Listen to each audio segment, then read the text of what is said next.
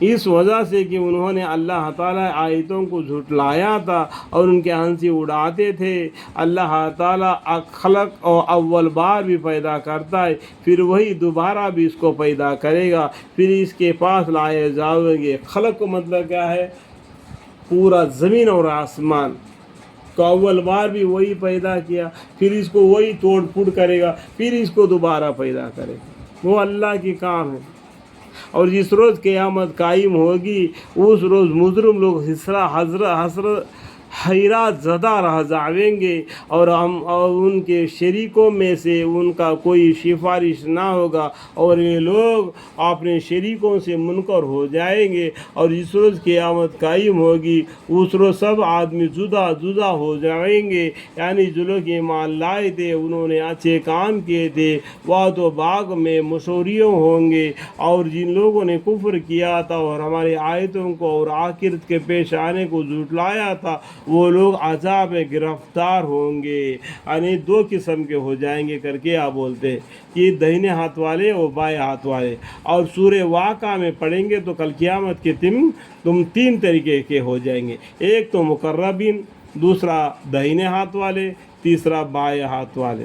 تو دہنے ہاتھ اور بائیں ہاتھ والے کے بارے میں تو یہ خدا اللہ تعالیٰ نے ارشاد فرمائی، اور مقرب لوگ ہیں وہ اللہ تعالیٰ کے مقرب بندے ہیں۔ سو اللہ تعالیٰ کی تسبیح کیا کرو شام کے وقت اور صبح کے وقت، اور تمام آسمان زمین میں اسی کی حمد ہوتی ہے۔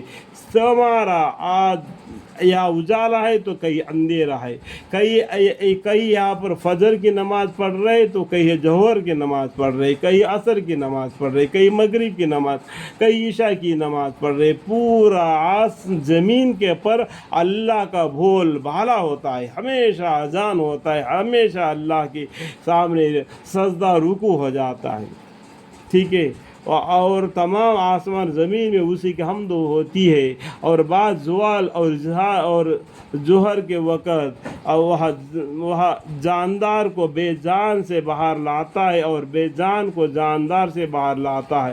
یا 4 نمبر فائدہ ہے تو بازو میں پڑھنے سے معلوم پڑ جائے گا، ٹھیک ہے۔ اور زمین کو اس کا مردہ ہونے کے بعد زندہ کرتا ہے، اور اسی طرح تم لوگ نکالے جاؤ گے۔ اور اس کی نشانیاں میں سے یہ ہے کہ تم کو مٹی سے پیدا کیا، پھر تھوڑے ہی روزوں بعد تم آدمی بن کر پھیلے ہوئے پھرتے ہو۔ اور اسی کی نشانیاں میں سے یہ ہے کہ اس نے تمہارے واسطے تمہارے جنس کی بیویاں بنائی تاکہ تم کو ان کے پاس آرام ملے، اور تم کو میاں بیوی میں محبت و ہمدردی پیدا کی۔ اس میں ان لوگوں کے لیے نشانی ہے جو فکر سے کام لیتے ہیں۔